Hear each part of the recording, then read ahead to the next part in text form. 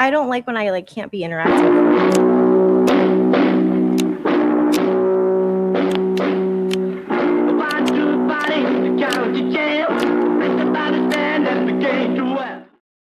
You know what? You were I think I saying, could Meg? update that. Well, I don't like having a live where I can't see the comments.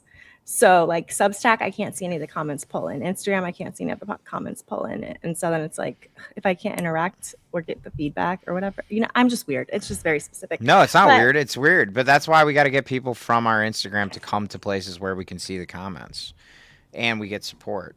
We'll have to figure out yeah, how we're going to do this better. I don't know. I feel like we're growing though. I was looking at our hey everybody. Welcome to Party Crashers. I am Steve. I don't even know why I introduced myself. It's not like we're the Majority Report. Would love to get Emma Vigland on here and Sam. I don't think Sam Cedar does any like appearances though. maybe he does, but maybe we could get Emma. What was I gonna say? Oh, our opening song. I feel like I have to change it so that the music gets like paint splash as it's, and then it ends with the logo. Yeah, like a drop. Yeah. Yeah, I'm gonna I do was that in the like a I was in the Jackson car with Pollock my guy. piece. Like, Yeah, exactly. Jackson Pollock. Jackson Pollock. We got to talk about Jackson Pollock sometime. Why is there? Oh, there's dirt on my lens. That's driving me I crazy. see Hang on that. a sec. It's crazy.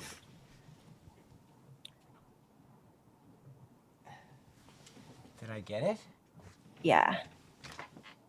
Yeah, I got it. All right. We are live. So Meg, we are going to be doing something a little bit different. You can't hear me, Shirley. That's because you just got in here and you're just looking at the. Can you hear me now? You should join us on YouTube. You could definitely hear us. 9 people on Instagram, where Mark Zuckerberg is famously censoring us, and we don't get any support. I got to go to college, you all. Can't you tell? I'm a 37-year-old man who needs to get back into school, make my dreams come true. Come support us on YouTube or Twitch. Literally, just watching us on Twitch is support. Yes. Okay. Right. Meg. So, should we catch up a little bit first before we get into the thing?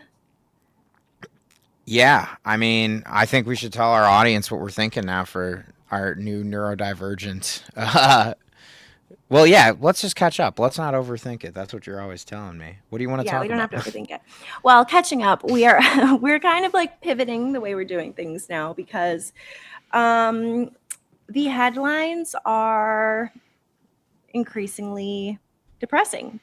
For example, you know, I've been following the Nolan Wells case. I've been following police killings. I've been following the fact that another Black man was found hanging from a tree in Raleigh. Oh, I should add a disclaimer. This is going to be heavy content. So if that makes you feel uncomfortable and you are not a Black person, you're a white person who just needs to feel uncomfortable, stay. White people, anybody who's been subjected to racial violence, this may trigger you.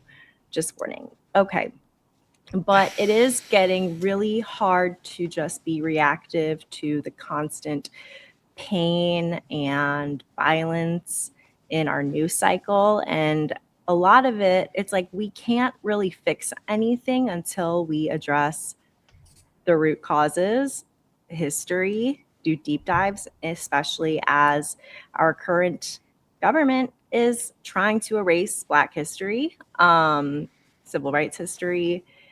And so Pretty we, much all history that doesn't yeah, fit into their narrative of like white savior, white supremacy history is the only one left. pretty much. So, You know what's in, crazy? I learned about like Pan Africanism and Marcus Garvey and like the Pan Arab movement in APUS history class. Like I learned about all that shit. Like mhm. my teacher taught us about Booker T. Washington. They taught us about Fred Hampton and the Black Panthers and like the Head Start program that the Black Panthers invented. I learned all that in APUS history class. I knew who Stokely Carmichael was. Like I was blessed with a good public education, but I think about all the time if anybody's learning that shit now, and I can't imagine that they are. Well, I never learned that shit. I went to all Christian schools. The first Christian school I went to was from first through fifth grade, and they used the same curriculum that like the South was using, Bob Jones University, which banned interracial marriage until 2000, by the way, like a very racist curriculum. Till what? 2000, interracial dating was banned on campus. You could not date interracially.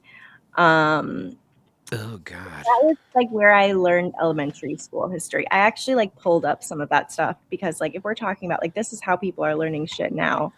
Um, but Hey, if you're joining us on YouTube or Twitch, say hi in the comments. You'll win a little prize that we're making. We're making art for people who come and say hi.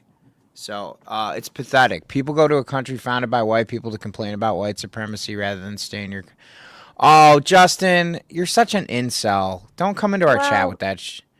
yeah, this is just obviously a bad faith actor, but it was founded by white people. No, people were already fucking here. It was Mm-hmm. it was taken over by white. It was colonized by white people. That's not founded. That is an Mm-hmm. invasion. Let's get rid of this guy. Oh, Got rid of him. Justin, you could have won some art if you came correct and curious. If you come here with your preconceived notions and they're Without his, curiosity. without curiosity, if you come in here judgmentally and not curious, Meg is just gonna put you on your ass intellectually. She'll send you to That's therapy. fucking will. I Um, promise. I've seen her look at. do it. I'm gonna pull up like some clips of like the history book that I.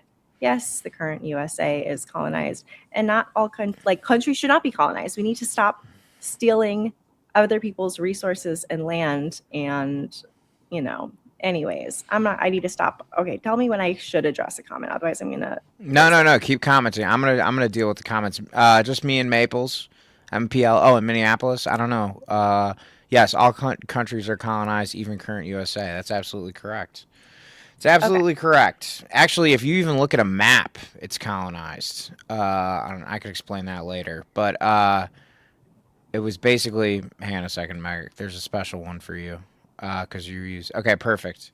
Tell me what I'm looking at right now. Okay, so this is actually, I'm pretty sure this was my history book in eighth grade too. But this is how I learned history. So there was Abeka, which has provided millions of Christian schools with textbooks since 1972. Abeka was a segregationist academy curriculum. So when Brown versus Board of Education passed and schools had to desegregate, white Southerners started to come up with segregation academies where it was only white people allowed.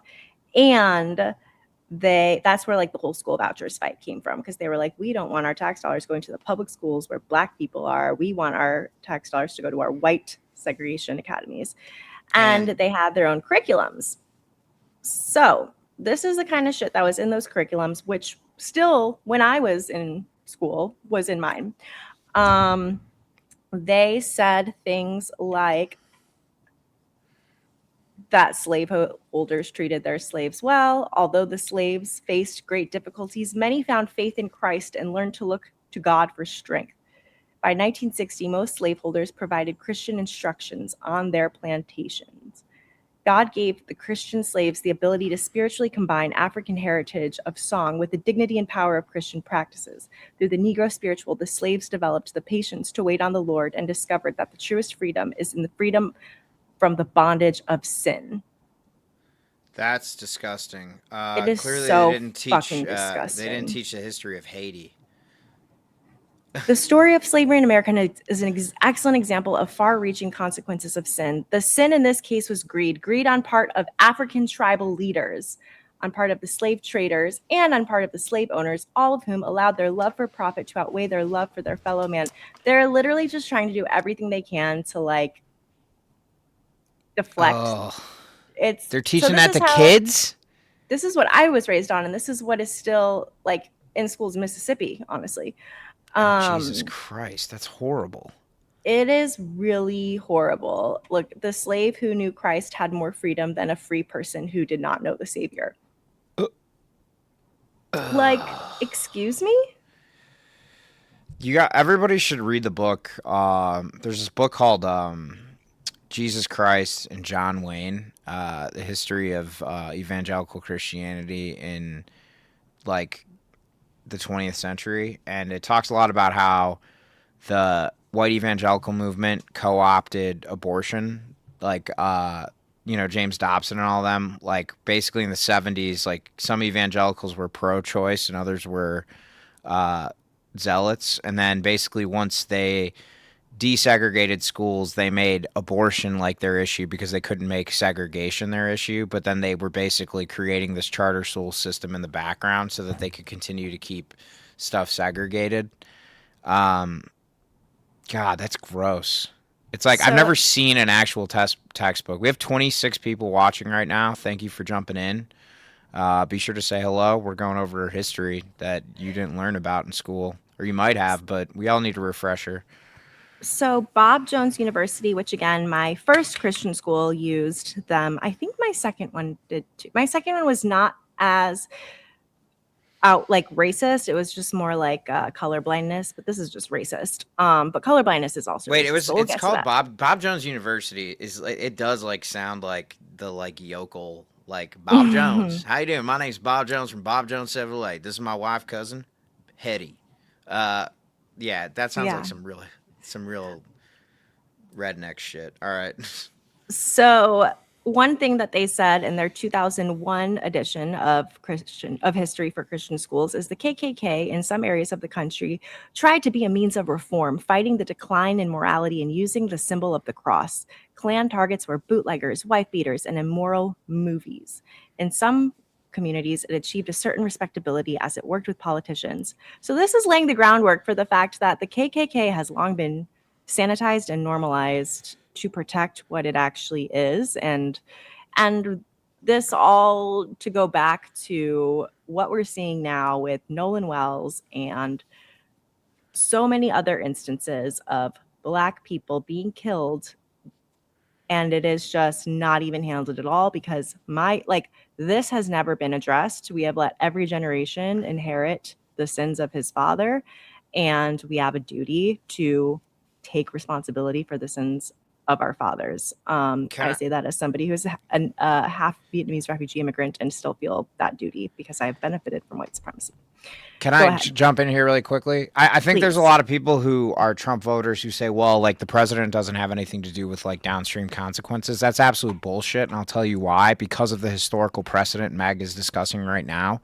In the early, in like the 1900s, like when lynching was epidemic, we talk about Ida B. Wells a bit on this podcast, who happened to be the great grandmother of Nolan Wells, who was with, like one of the country's first investigative journalists whose work from Chicago helped end, helped bring attention to uh, lynchings and the crime of them. And um, but it's important to note that when she was doing that work, the reason why lynchings in the KKK were endemic or an epidemic at the time was because Woodrow Wilson was a huge supporter. President Woodrow Wilson was a huge supporter of the Ku Klux Klan. He screened the movie Birth of a Nation by D.W. Griffiths in the White House, and he basically created a permission structure for these racist pieces of shit to operate at local and municipal levels and state levels. And a lot of people are saying, well, like, yeah, no, but that wasn't a problem the after the 20s. No, that's wrong. It's always been a problem. And it's not just endemic in the South either. It's I don't know if I'm using the word endemic or epidemic, but wrong or correctly here, so correct me if I'm wrong, I actually don't know. but it's this has never gone away, and we'll be talking about the 60s and the 70s. But a lot of people think that the Ku Klux Klan is inherently something that happens in the South. It happens everywhere. There was a strong Ku Klux Klan chapter in Atlantic City in the 1920s. In the 1980s, during the Boston busing riots, where inner city kids were being bused to schools in an effort to further desegregate schools because they were basically redlined.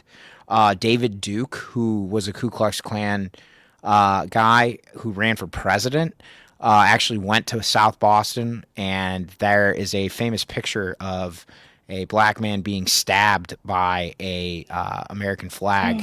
Uh, And yeah, so this shit never left. It's been here the whole time. And the only way we can bring it away is if we. Did you turn the banner off, Meg? Yeah, I'm adding a content warning. Oh, good idea. I forgot about that. The only reason why, the only reason way we can fight this is if we expose the truth of it. And if you're one of those people who's like, well, the civil rights movement happened and then it was kumbaya, then you should be prepared to be uncomfortable and you should be listening with all ears because I know that there are a lot of people, especially people that voted for Trump, that are all about Martin Luther King Jr.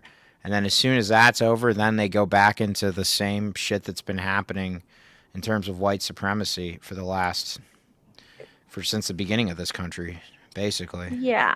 So I think like what's really important for people to understand is that like the line from early policing, slave patrols, KKK to now, um, it's all like one through line that has just never been addressed. And that's why abolitionists want to abolish the police state. It's not that they want to abolish ways to keep people safe, they want to abolish the system that keeps being rewritten in different ways to ultimately protect the status quo. And that goes all the way back to the beginning. My Google Doc is being weird, but do you want to talk about like what were they called? Lantern laws? Do you know anything about lantern laws? No. Well, hang on a second. I feel like it has to do with early policing now. Mm-hmm. Yeah, okay. Lantern laws refer to the 18th century legal code in New York City that mandated black, mixed race, and indigenous people carry candle lanterns while walking the streets after dark and not in the company of a white person. That is pretty racist. Uh, Mm-hmm. So that was like the start of policing, really. oh Like, wait, can I just hit this guy Dennis Moore real quick before I ban him? uh-huh. Dennis Moore, 1783. 14 people got shot this weekend, and last people, 20 people got shot. 6 fatal. This happened in Chicago. Democrats and liberal cities dangerous. Okay. Dennis, 1783 is the year in your thing. Dennis Moore.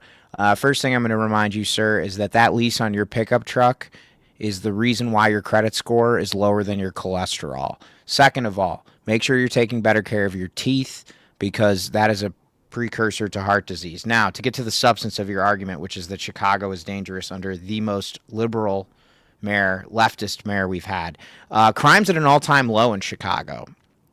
It's never been this low since the 1960s. And part of the reason that is because Brandon Johnson has set up social programs that allows people to, yeah, be safe. There are a lot of avenues for people to go spend time, a lot of third spaces. So, yeah, actually, not only are you wrong about Chicago being poorly managed under a leftist, it's pretty clear that you're jealous because you live next to a TJ Maxx in the middle of bumfuck nowhere. So, take Chicago out your mouth and see you later. I also Sorry, want to Meg. add, no, it's okay. I also want to add that until we actually address all aspects of the system, we are going to see the the byproducts of a racial system over and over and over, no matter who's in office, and that's why this conversation is important. So, to get back to the timeline, policing in America, we talked about lantern laws in New York. If you were a person of color or mixed, you had to have a candlelight with you if you were not accompanied by a white person. So that was the North. In the South, the Carolinas had their first organized slave patrols in this country, which were armed militias whose entire job was controlling enslaved people by catching runaways, breaking up any gatherings that they felt could be suspicious, and disciplining Black people, enslaved people, without any official court process. So that was like the earliest form of policing in the South. And then in the North, it was the lantern laws. So these patrols could enter any home without a warrant just because they were suspicious, whether you were Black or white, like they thought you were maybe an ally. How's it, you know? Their reasonable suspicion standard to this day is still what causes a lot of harm. It hasn't. It Um, hasn't. It hasn't changed since then. right. No, really, you're right. Um, so meanwhile, in the North, the municipal police continued to develop kind of on a separate track where it was their responsibility. They were like, it was just like all the wealthy people of the North had police working for them to keep immigrants and laborers in control so that they wouldn't unionize, they wouldn't strike, they wouldn't cause any uprisings. They just wanted to keep immigrants and workers in control. So that's what the North was doing, while the South was on, protect. So it's all been about protecting capital for the wealthiest. Okay.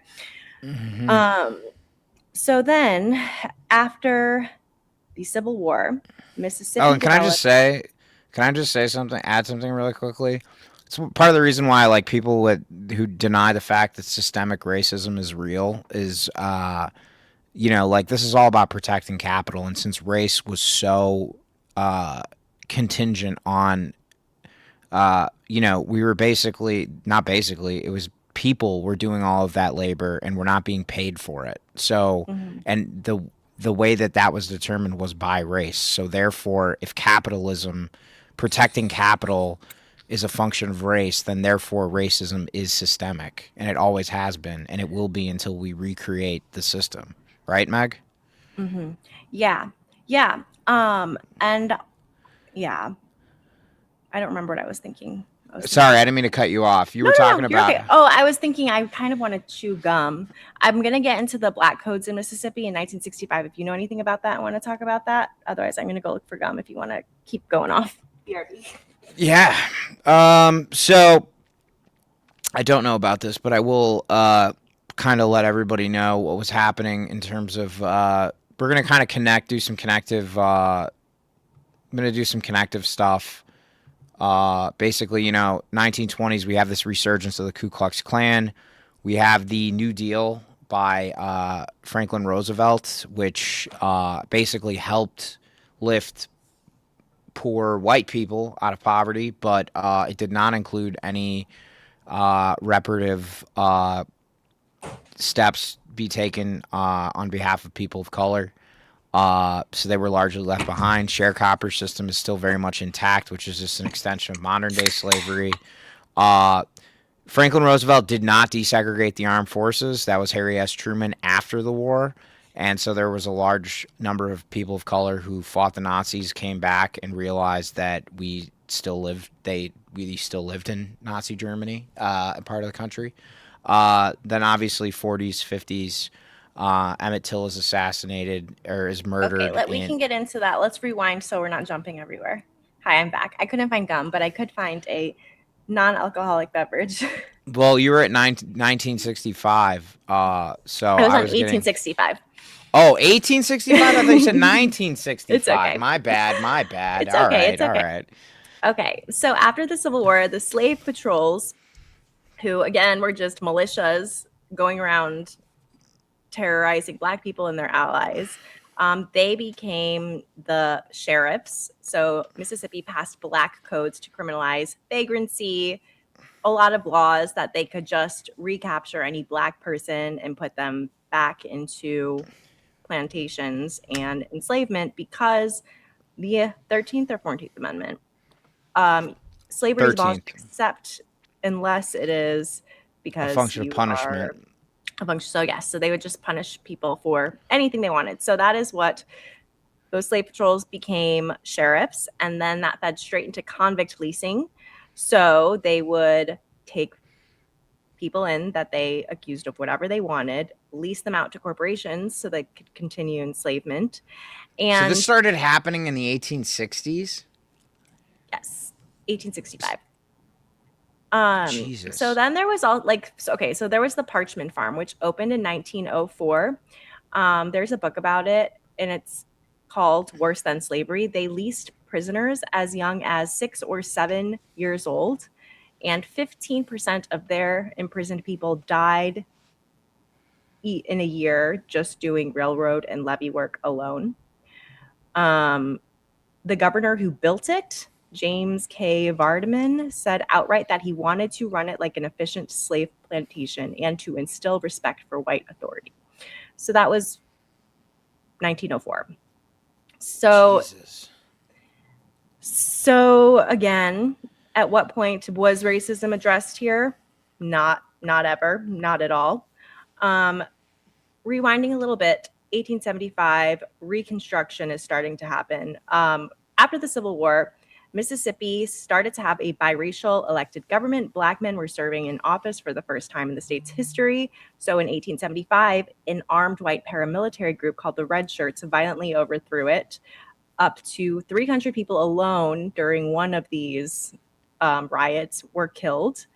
And Grant hesitated to send federal troops because he was worried about being accused of bayonet rule. Nobody was ever prosecuted for killing 300 people in order to stop Black people from getting into government. Jesus. So then, from then to 1968, lynching had just been a policy. Mississippi recorded more documented lynchings than any other state in the country. Conservative counts, at least over 581 from 1877 to 1968. I'm sure that is a very low number. And this wasn't just mob violence, this was law enforcement. This is how law enforcement worked, because it went from slave patrols to sheriffs to militias to do all of the bidding to maintain white supremacy. And it was how social and economic order was maintained. Local law enforcement either would participate or would look away when it happened. Again, when did this ever stop? Haven't found it yet. So then you get to so then between 1968, okay. So then within that time, there's a lot of lynching still happening, obviously. It is the policy. 1955, you get to Emmett Till. Do you want to get into Emmett Till's story? Yeah. Emmett Till was he was he's a young kid from the south side of Chicago, and he was visiting family in Mississippi. And it's alleged, no one can verify this because it's really just the only people who have spoken to it are the people that were directly involved in it. But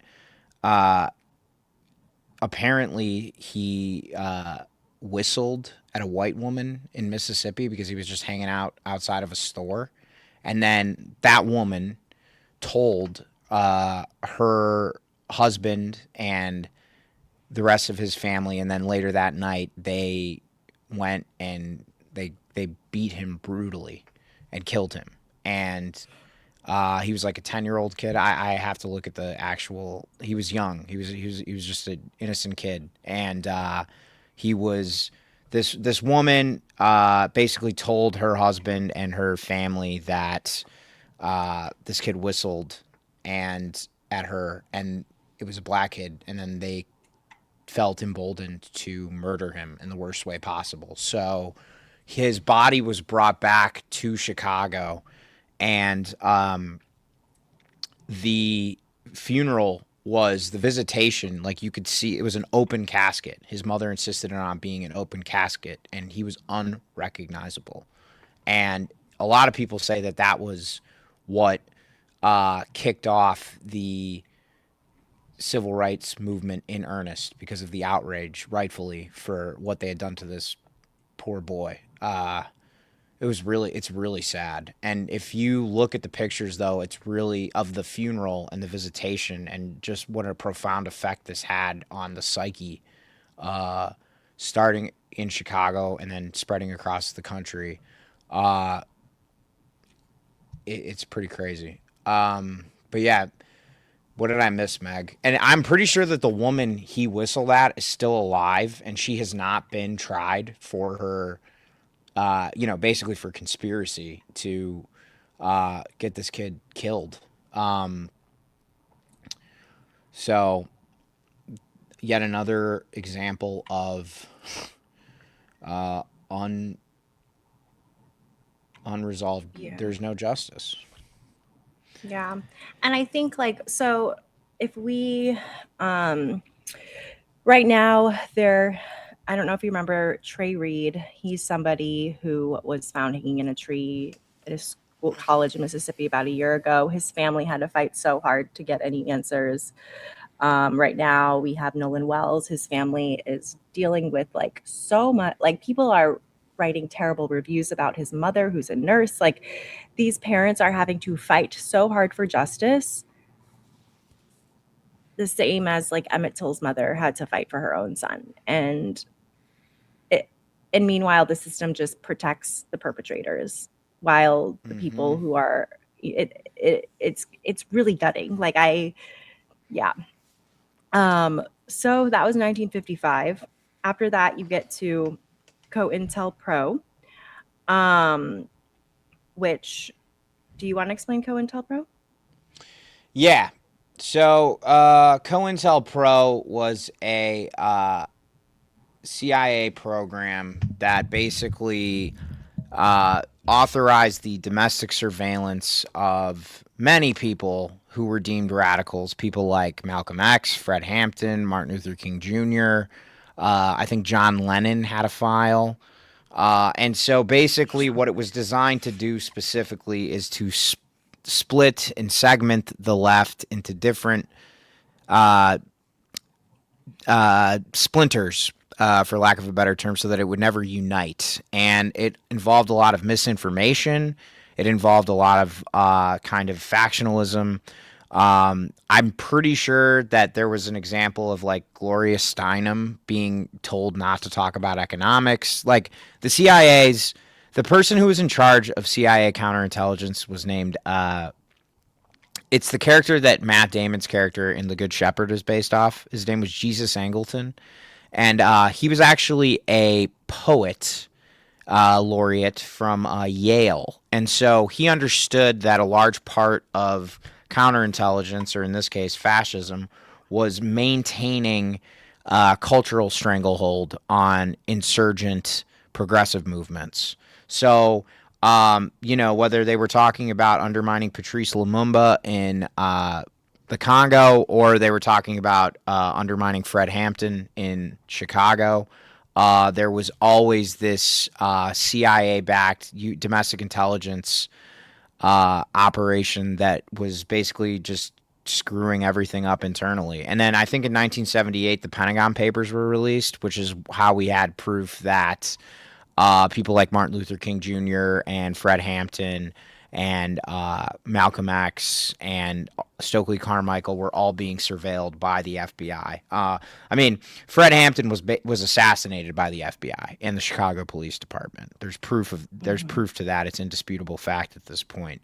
Uh, for those of you who don't know who Fred Hampton is, he was the chairman of the Black Panthers Party in Rockford, Illinois. He went to speak at the trial of the Chicago Seven in 1968, and from there he was uniting uh, different working class coalitions within the city, the White Patriots, Black Panthers. There was a Latino movement, American Indian The Young movement. Lords. The Young Lords, thank you, in Humble Mm-hmm. Park. Shout out to Humble Park. And Fred Hampton basically got these groups together and helped everybody understand that the only way to get united was if we did it around economic circumstances.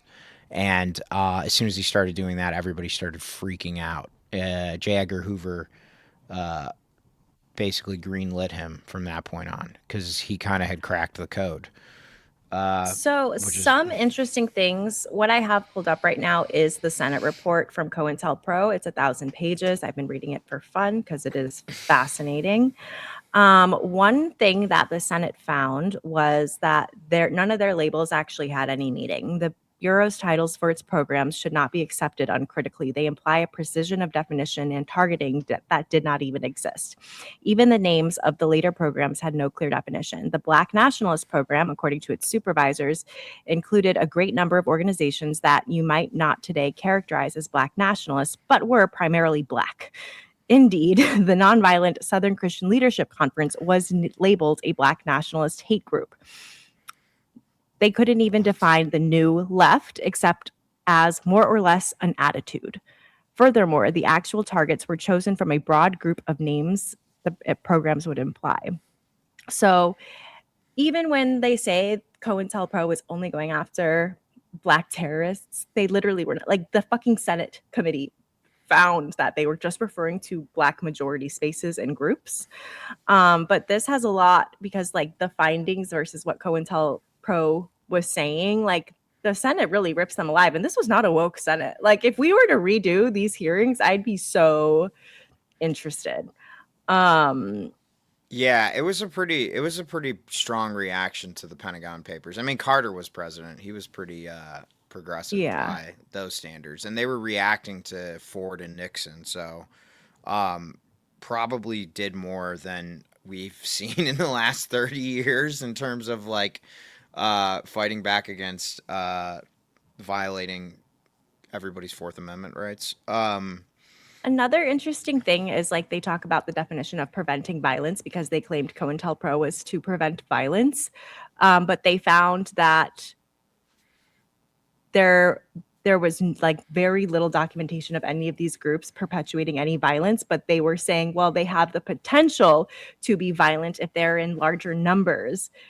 They just assume Black people are going to be violent in large numbers, and that is why we are preventing violence. This is violence prevention. It is actually like, what the fuck? The prevention of violence, and this is what the Senate said. The prevention of violence is clearly not in itself an improper purpose. Preventing violence is the ultimate goal of most law enforcement. Prosecution and sentencing are intended to deter future criminal behavior, not only of the subject, but also others who might break the law. When the government goes beyond traditional law enforcement and attacks group membership and advocacy, it treads on ground forbidden by the Constitution.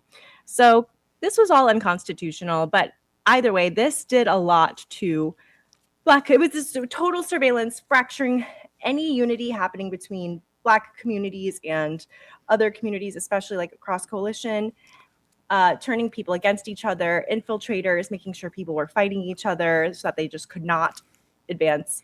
And we're like still living in the aftermath of that today.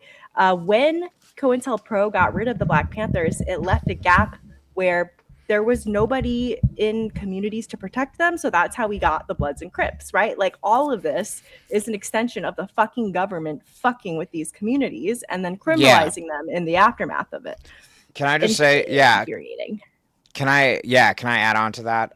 Please. There's one of the biggest street gangs in the city of Chicago is called the Blackstones, and they used to be called the Black Pea Stone Rangers, also known as El Rukins. It was founded by a guy named Jeff Fort, and in the 1960s, it was like kind of created in the tradition of the Black Panther Party as kind of like a youth and development organization for young black men on the south side of Chicago. In fact, Martin Luther King Jr. came to the south side of Chicago and told all these guys who wanted to go out and fight people because they were going to go into a parade. He told them, he's like, I'm going to go out. He went and played pool with the Blackstones.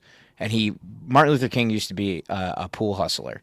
And so he beat them all in pool, and then he sat down with them and he was like, hey, like, I'm going to go on this thing. And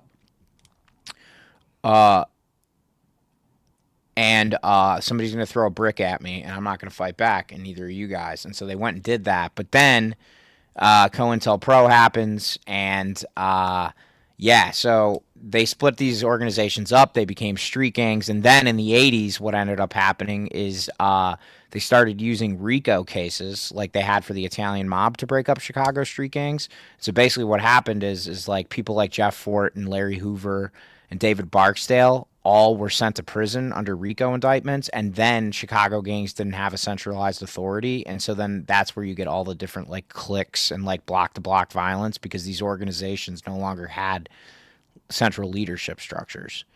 So it's all downstream from fucking politics and the CIA, people. Like everything has a cause and effect. And as Saul Alinsky says in Rules for Radicals, young men, when left to their own devices, always revert to fascism. So if you remove good intentions and good faith actors, or you corrupt them, or you splinter them, then bad faith takes over. And that's what the CIA was banking on. Mm-hmm. Yeah. So then you have the 1964 summer of, I can't remember what it was called. Freedom Summer. So that is when 1,000 volunteers went down to Mississippi to help with voting registration and to protect people who were being targeted by, mobs. A lot of them were white Northern college students from middle or upper class backgrounds. They prepared volunteers to register Black voters, teach literacy and civics at Freedom schools, and promote Mississippi Freedom Democratic Party. 1 week after the first group of volunteers arrived, 3 civil rights workers were reported missing. James Chaney, a Black Mississippian, and 2 white Northerners, Michael Schwerner and Andrew Goodman, disappeared while visiting Philadelphia, Mississippi. So a city in Mississippi. Interesting story about Michael. Keep going. Okay. To investigate the burning of a church, the abduction of 3 civil rights workers intensified the activists' fears, but they still moved ahead. Voter registration was the cornerstone of the summer project. Although approximately 17,000 Black residents attempted to register to vote, only 1,600 completed the applications, and only 1,600 of the applications were accepted by local registrars. Out of how many? 17,000 Black residents registered to vote, and only 1,600 completed applications were accepted, highlighting the need for federal voting rights legislation. This also ended in someone being killed, with a sheriff kind of sitting back and just. It was the two guys. It was the 2 guys from the north. Actually, you the guy give that story. I don't know a ton about that story. Yeah, so there were 2 young civil rights. Actually, they were white guys from New York that went down there to help out with the registration drive, and one of them, Michael, aka Mickey, was a guy who, Robert Reich, the economist. He's really big on like social programs, social safety net, taxing the rich. He worked in the Clinton administration and has since written books denouncing the work he did for them and working to correct things like NAFTA and wealth inequality that he exacerbated by his time in that administration. But he actually went to school with the guy named Michael, who was the young man who was killed by local law enforcement. They were driving around, they got pulled out of a car, and they were killed. And because they were white, it really, obviously this had been happening to Black civil rights leaders for decades, but because they were white, it really helped.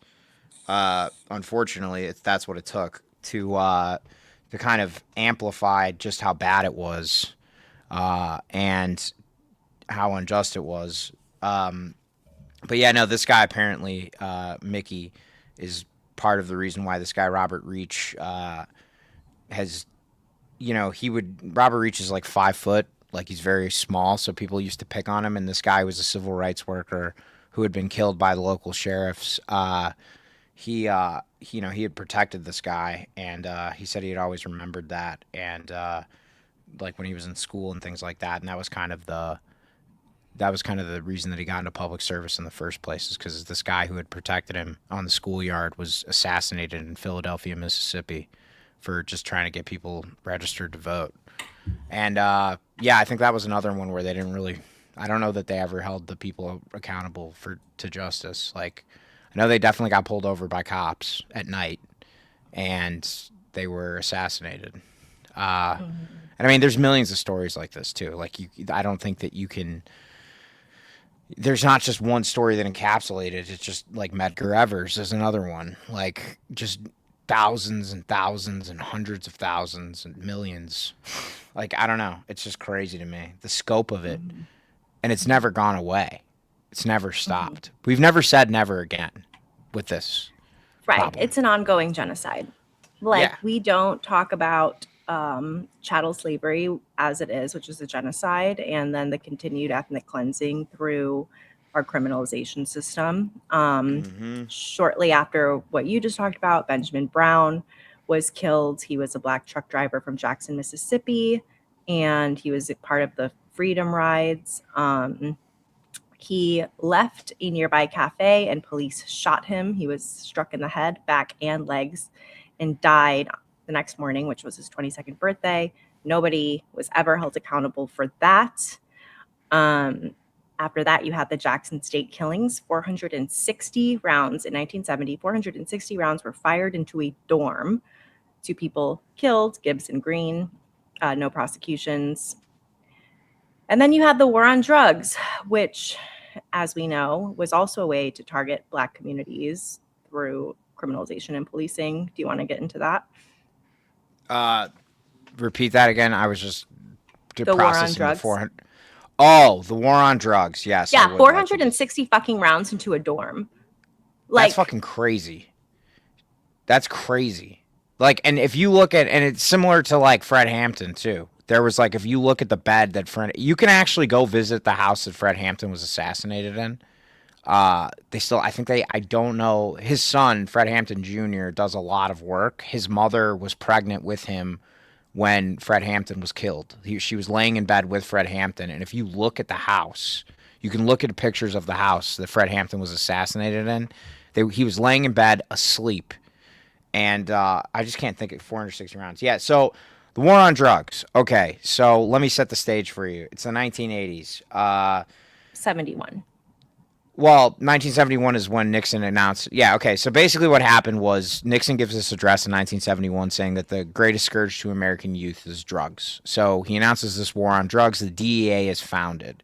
The DEA is Drug Enforcement Agency, basically the extrajudicial arm of American soft power in South America. It basically gave us jurisdiction to jump into places like Colombia, Nicaragua, places in Central and South America that had part of the cocaine trade. The reason why this is important is because a lot of paramilitary groups in South America, like FARC in Colombia, use the drug trade to, fund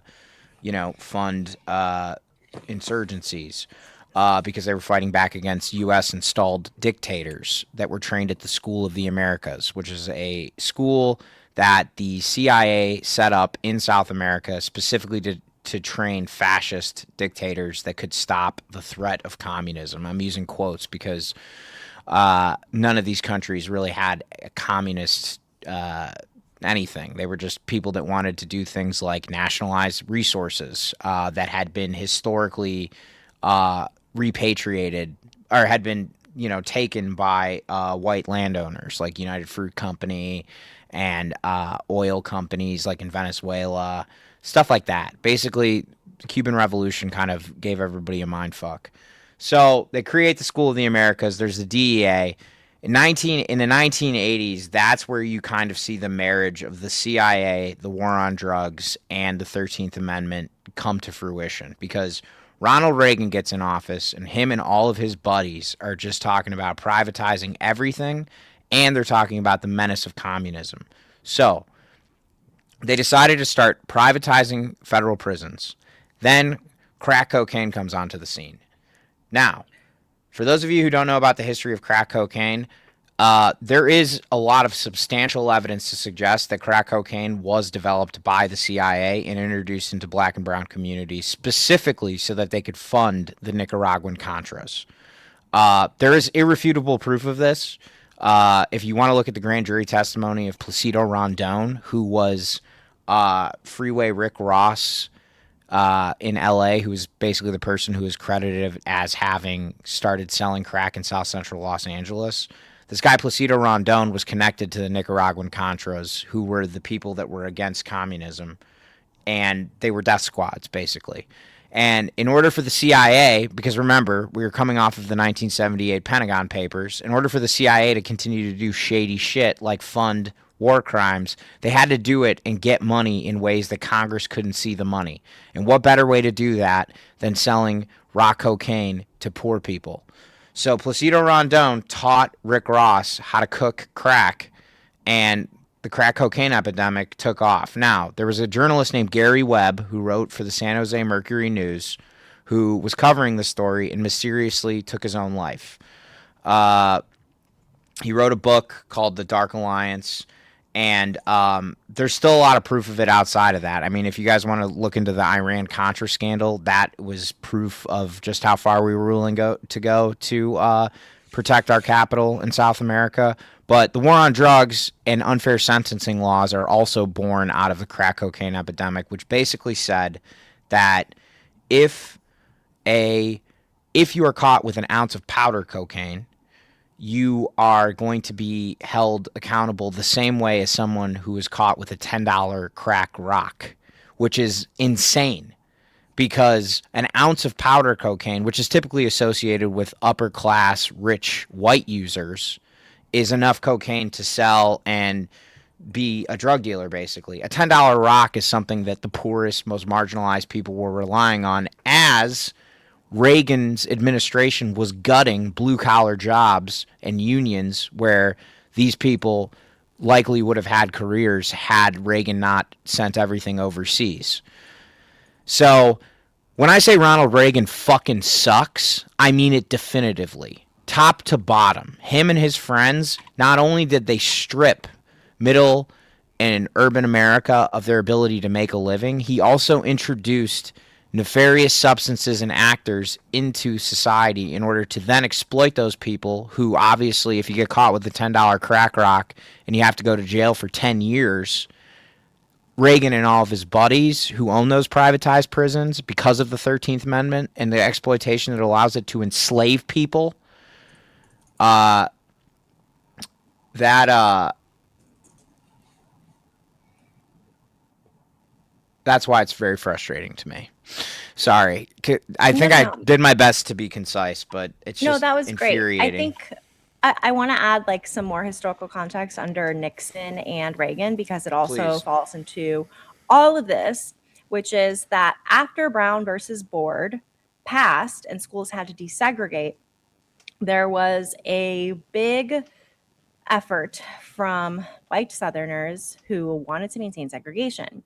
And so then they opened their segregation academies, which we talked about, and I'll get in a little more. But because they were not getting, they weren't getting the political support that they needed to protect segregation, they tried to figure out how to break into politics. So Kevin Phillips, who developed Southern strategy, was he was Richard Nixon's strategist behind his campaign. And so what he did was take dog whistles about states' rights, about keeping the elites out of our schools, about protecting our Small families from government. crime, so that it would not sound blatantly racist to Northerners who felt left behind by an elitist government, and Southerners would be like, oh yeah, we know what what states' rights is. We know what small government is. That means that if we want to keep segregation, we can keep segregation. So that is when the Republican Party and the Democratic Party actually created an actual split because it wasn't that clearly split before. The Republican Party became the party about, under it all, being able to pass legislation that protected white supremacy. So that is how he got Nixon to win. It was through Southern strategy by using dog whistles.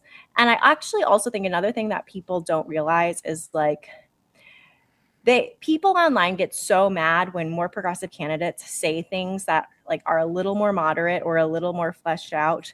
And the reason, I mean, sometimes it's because they're fucking ops and we don't like them. And sometimes it's because like the same strategy is we need to bring in as many people as possible because they're being fed so much bullshit. We cannot reach them without using a little bit of their language. We can't reach them when we're saying abolish the police. We can't reach them. So it's like, if you like, that's where people just, it's like, play the game. Play the strategy game, okay? If there's Well, and that's the thing is that you can are. abolish the police by you can defund the police. You can divert resources that are going towards tanks in Oshkosh, Wisconsin, and you can put that back into public health and public schools that serve underprivileged communities, which is going to disproportionately have reparative effects on people of color. And once you've gotten underprivileged people taken care of, whether they're black or white, then no one's really going to complain about the police not having a tank anymore. You know what I mean? Like, but if you know what I'm saying, like that's what I get really pissed off about, like people who are absolutist about somebody taking a pragmatic line when it comes to the messaging on shit. It's like when otherwise their actual policies are what we need. Like exactly. It's like let them play the fucking game. Like let them play the game. Let them play the and game, and let's see how it plays out. A lot of that has to do with the after effects of COINTELPRO, because one of the 5 goals of COINTELPRO was to avoid legitimizing far left ideologies by having moderates who espouse those ideologies. So then they would kind of pick their own moderate to like kind of take the language and put it in. So that's why you see right now, like they're pushing Slotkin as if she, like trying to get her to be like, look, she cares about affordability.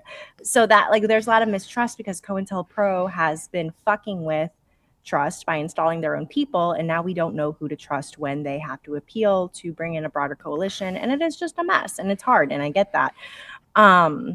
So that is Nixon. And then meanwhile, the Heritage Foundation was also organizing to gain political power. Jerry Falwell is one of the moral majority people. He was he owned segregation academies, and I think Liberty University.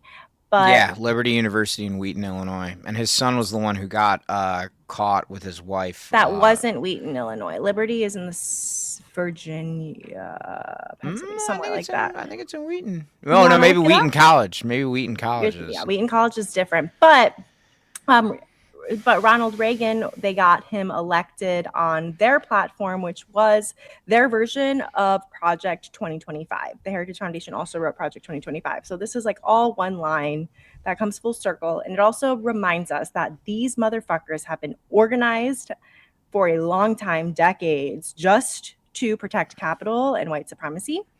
While meanwhile, they have been intentionally fracturing the left. And so we have to do a lot of work to overcome all of the factions and the fractures to have a standing chance at fighting them.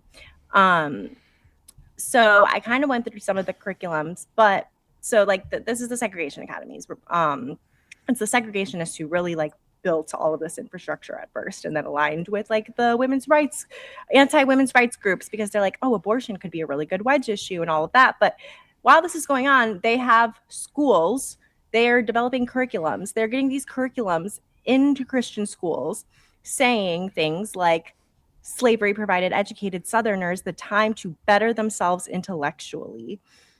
Pre-colonial Africa was the dark continent, unexplored and unimportant.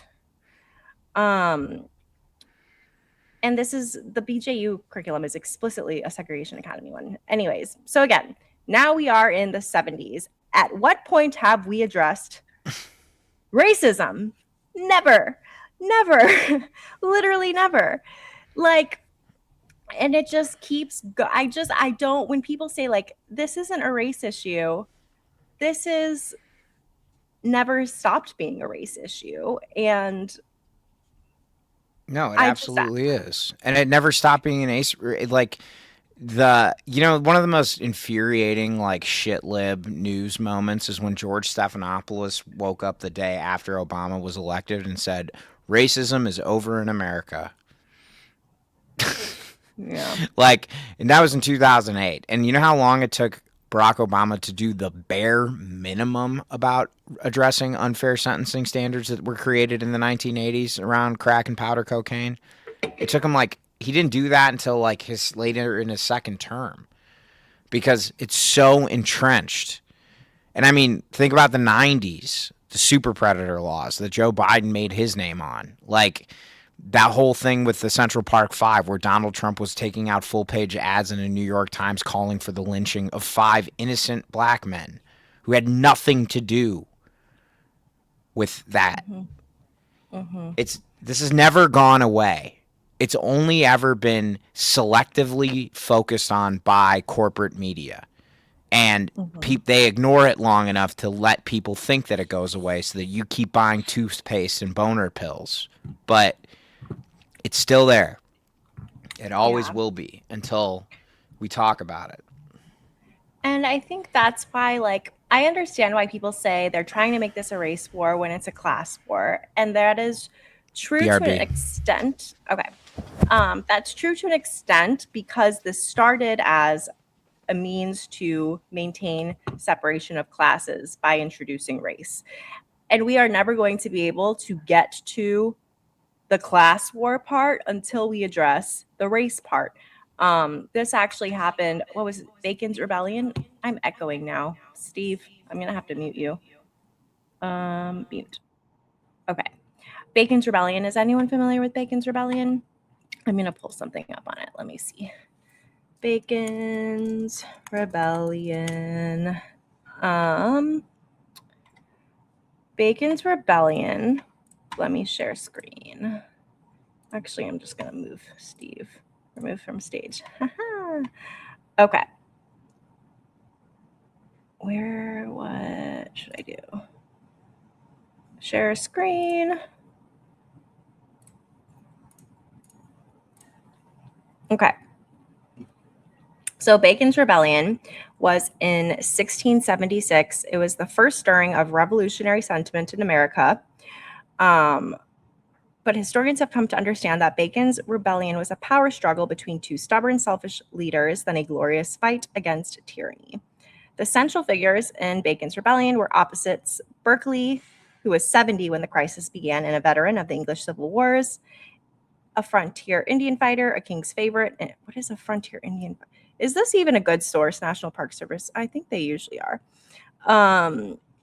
Berkeley's antagonist, young Nathaniel Bacon Jr., was actually Berkeley's cousin by marriage. Blah, blah, blah, blah, blah. Bacon was a troublemaker and a schemer whose father sent him to Virginia in the hope he would mature. Although disdainful of labor, Bacon was intelligent and eloquent. Upon Bacon's arrival, Berkeley treated his young cousin with respect and friendship. Okay, myriad of causes, all which led to dissent in the economy. Economic problems such as declining tobacco prices, growing commercial competition from Maryland and the Carolinas, increasingly restricted English market, and the rising prices from English manufactured goods caused problems for Virginians. There were heavy English losses in the latest series of naval wars with the Dutch. Oh, I'll add you back. I muted you, so you're going to have to unmute yourself.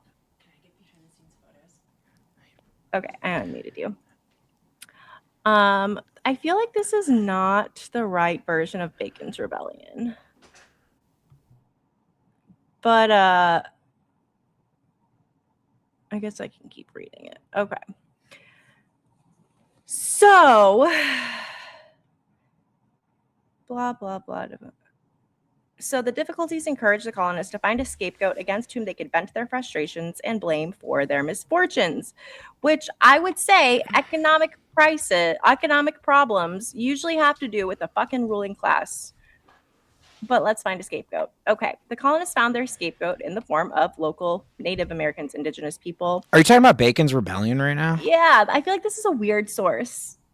I don't really yeah, like but the that's way crazy because they did blame price inequality on indigenous shit, people. man. Like, what? It's the same shit. It's the same shit. This is why they told Kamala to stop talking about high prices and price gouging, and they made her start talking about like small business tax credits for somebody that wants to buy diapers. I feel like the NPS used to have a good article about this, and it is now very strange. But it was last updated 2015, it says. But basically, Bacon's Rebellion was when Bacon demanded a commission to fight off the Indians. When none was forthcoming, he led volunteers against Virginia's closest Indian allies. This led to a civil war, pitting Bacon's followers against the Berkeley loyalists. The conflict was often bitter and personal. At one point, Berkeley dared Bacon to kill him, and it also involved a lot of looting by both rebel and loyalist properties. Berkeley expelled Bacon from the council, reinstated him, expelled him again, blah, blah, blah. Anyways. So what you're saying is that there is a long tradition of scapegoating poor people for the exploitation of poor people. I feel like nobody's talking about the thing about Bacon's Rebellion is that before Bacon's Rebellion, we had white indentured servants, right? And then we had enslaved Africans. And they banded together under Bacon's Rebellion to fight off what they were who they were pitted against was indigenous people, right? I feel like I'm not seeing that anywhere. I'm not seeing that anywhere right now, which is really wild. Did they DEI wipe it? I feel like you all need to go to the Wayback Machine. There's like an Internet Archive website that has like the pre DEI purge internet. You all would love it. Because it doesn't involve like Pete Hegseth's curriculum for Jesus Christ. There's like a lot of examples of this though throughout history. You know, there's that movie, The Big Short, with Steve Carell. Have you seen it? Yeah. Remember that part at the end of Big Short when they're talking about the subprime mortgage crisis, and he's like, he just made like a $200 million shorting the subprime mortgage market, and he's just like, I got a feeling. He's like, a feeling of what? And he's like, I got a feeling that instead of putting the people responsible for this in jail, they're going to blame poor people and immigrants. And Okay, I found the real history. Okay. So oh, you found the let's real history? let's erase everything I just said. We're going to go through the real history.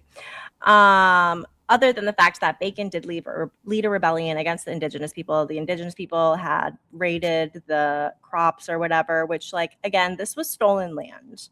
Like, anytime we're framing indigenous people as the problem, we have to realize, like, they are literally stealing their land, killing their people, wiping them out with diseases. Like, they have a right to defend themselves or no? Anyways. I think so, yeah.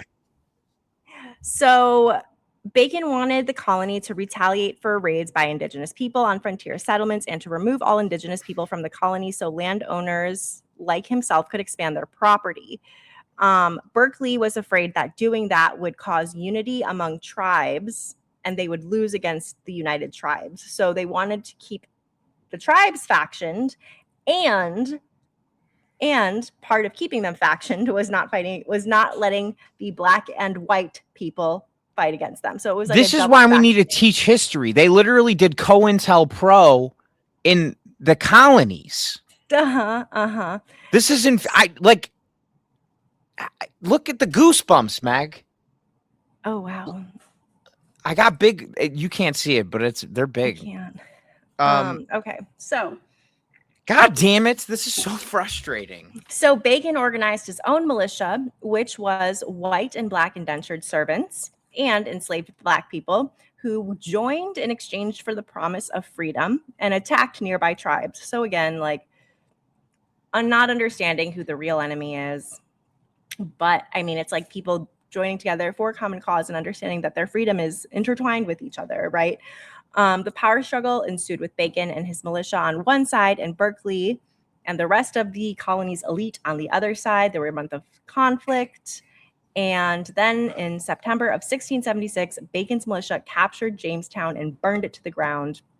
Bacon died of fever a month later, and the rebellion fell apart. But Virginia's plantation owners were so shaken by the fact that a rebel militia could unite black and white servants and slaves, and that they could destroy capital.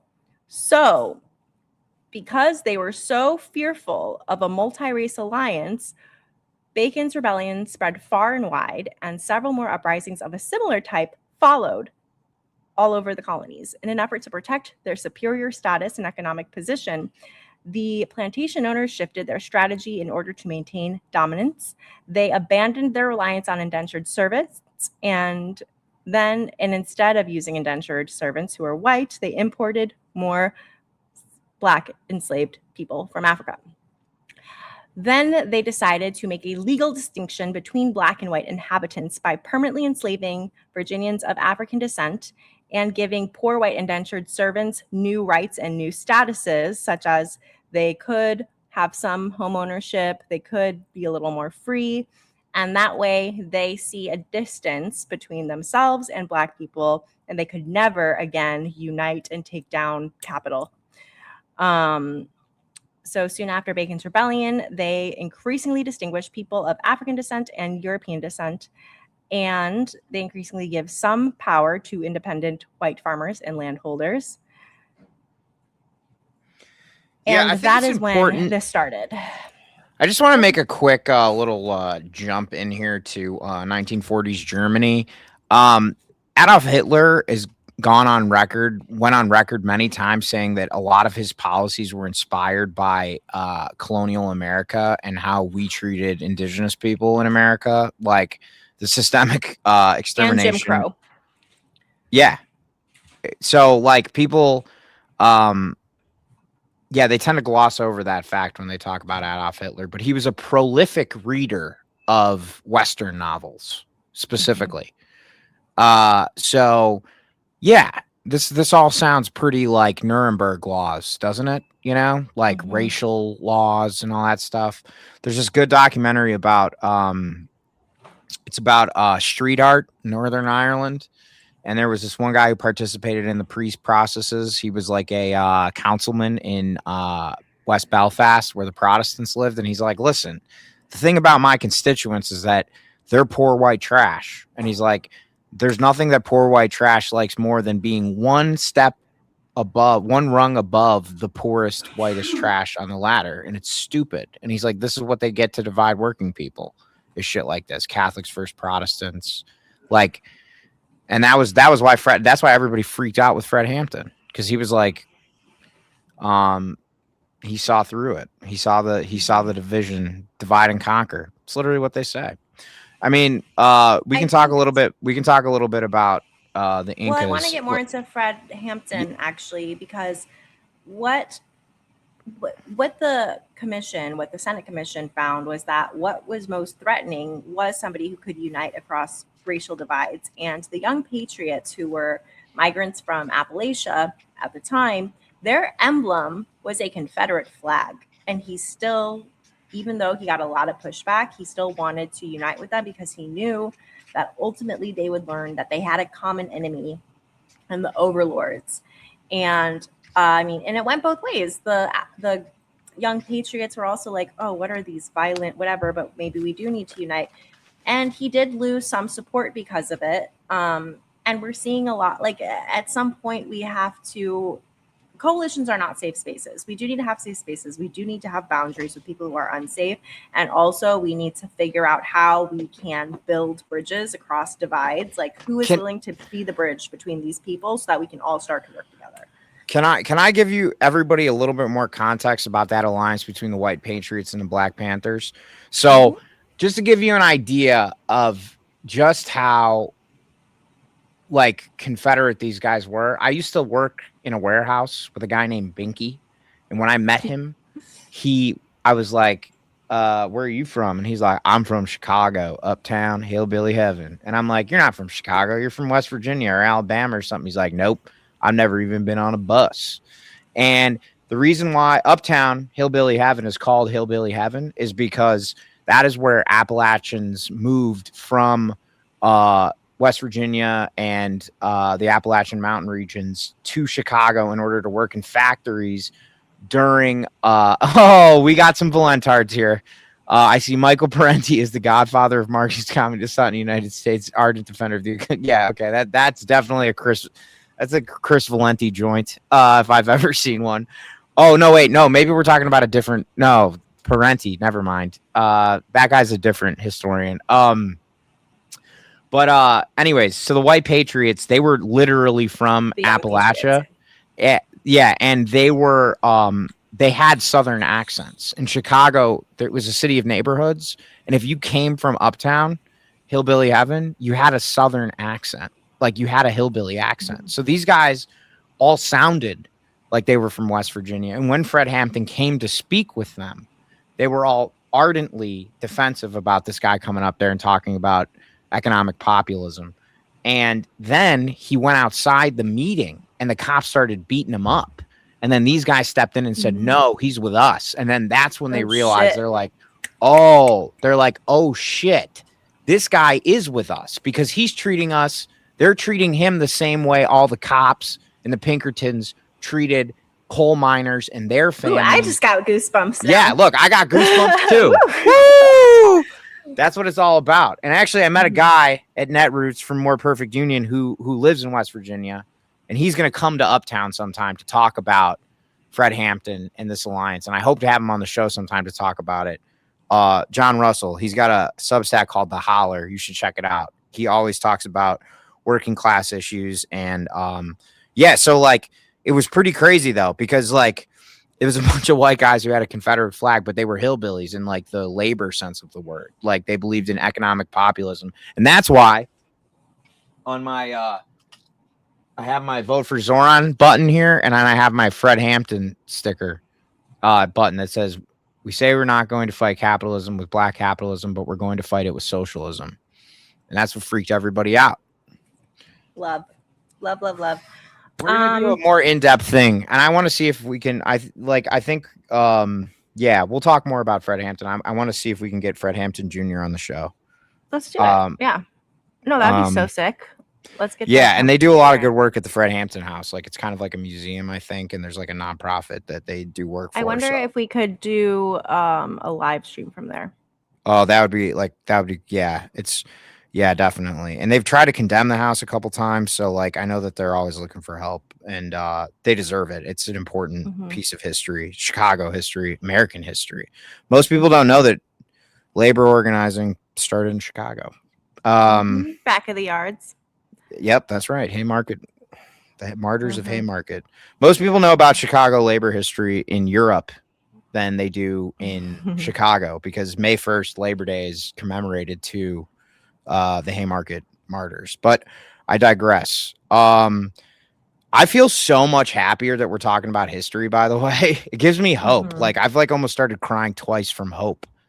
Yeah. Well, it's just like a good way to honor the people who have fought before us and situate ourselves in like this is an intergenerational and international fight against the overlords.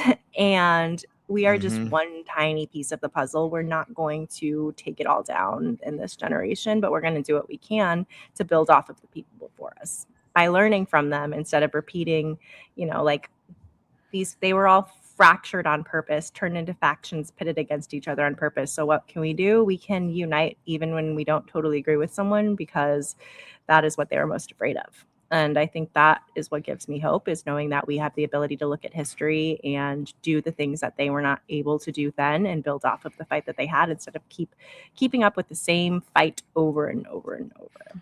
And it's very important to remember that, like, not only was Fred Hampton talking about this, but he inspired a lot of what other civil rights leaders did afterwards. Like Martin Luther King Jr., his last project was going to be a march on poverty. That's what he was planning.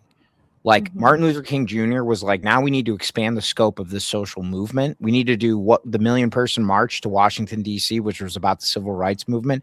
The thing he was going to do before he was assassinated was the march on poverty.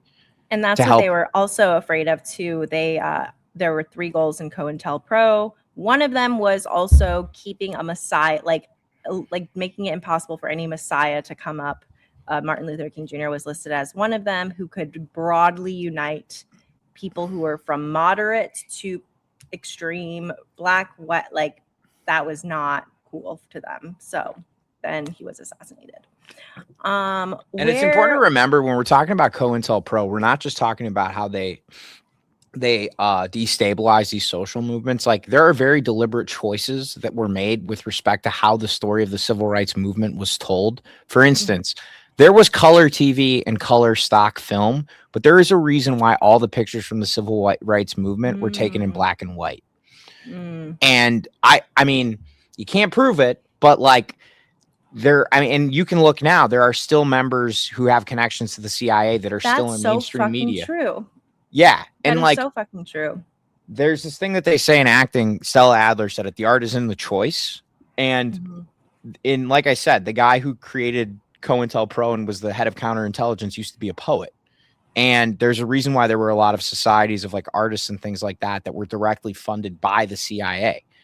And there are a lot of decisions that were made with respect to how this movement was portrayed, and when they use the word terrorist and when they use the word extremist, and why they always presented the Black Panther Party as having carried guns because they wanted to make them look like offensive extremists, when in reality, the only reason that the Black Panthers carried guns was a deterrent because they knew the police could use theirs with impunity, right? The NRA is always we are not in a free country when the people with the most power and impunity can carry guns and the people who are under the most oppression cannot carry guns. That is not freedom. And that is exactly what the Second Amendment was supposed to be for. Yeah. Shocker. You hear a lot about the NRA. Shocker. You don't hear a lot about the SRA. So are we going to we're going to come back and do more tomorrow, right? This is really fun. Do we want to take a break and turn into, I think tomorrow I wanted to talk about Hayden Panettiere and like Hollywood's history with children, like Shirley Temple, Judy Garland. Yes. I can do some prep work on that. Yeah, me too. But yeah, we'll be back tomorrow with that. For those of you who are in Florida right now, please be sure to vote for our guy Oliver Larkin and Angie Dude, did you Nixon. see it? Wait, can I show a video? Have you seen Yes, this please. yesterday? I don't know if you've seen this, but it is fucking crazy. Okay, let me pull this up. And then I gotta go. My husband's asking where I am. Tell him you're fixing everything. I'm fixing the world. You're fixing the world. Doing my best. Come on, copy. I'm trying to copy it from my iPad, but I guess I can just. Here, I think I can find it. Maybe I can't. I got it. Copy. Paste. Hell yeah. I love how you can go like copy to paste on other. Okay. Share screen. This is like actually crazy. Yeah, this is hilarious. This is Israel committing a genocide. That's Gaza. incorrect. That is factually incorrect. It has That's been regarded propaganda. by the United Nations and Amnesty International and even Israeli human rights organizations, including B'Tselem. There's The a number definition of genocide in the UN, the UN has said this, does not apply to what many people might think as a disproportionate wartime action. That's what that is in many people's minds. Genocide is a very specific thing. In whose minds? Actually, genocide being committed against Jewish people, not by Israel. And that's just a fact. I mean, the United Nations recently in Geneva found that the IDF had deliberately targeted women and children. There's been famine conditions imposed over the Gaza Strip by the blockading of aid entering the Strip. There's been indiscriminate bombing of hospitals, of mosques, of churches. Again, I'm going to have to stop you as that is factually not correct. But I hear you talking about something very important to a lot of people, and certainly who think that way. But as a congressman, and I'm being told we have to wrap. But as a congressman for District 25, I'm hoping your viewers will be able to hear you flesh that out a little more.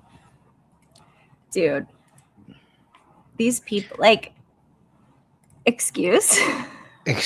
Yeah, seriously. Well, there you have it, folks. This is why you need to support independent media. So we had a lot of viewers today. We had a very lively chat. This was a lot of fun. We're going to be doing history that they didn't teach you. We're going to be talking about the history that was taught to us. We're going to be... Or that we learned ourselves. Or that we learned ourselves. For the truth. Yeah. So do us a favor. You can support us by following us on Twitch, YouTube, or Substack. Share this link with one friend, and I will give you a cookie. Meg, we won't track your data, but we will give you a cookie. We don't track your data like a real cookie. Well, this was fun. I enjoyed this. This is much easier than, or not easier, but you know, it can be really hard to just face how awful everything is every day, and like putting ourselves in the grander scheme of things is very helpful. So thank you everyone for joining, and we'll talk tomorrow about the way child stars and young starlets are treated, because Hayden Panettiere unfortunately was found not alive yesterday.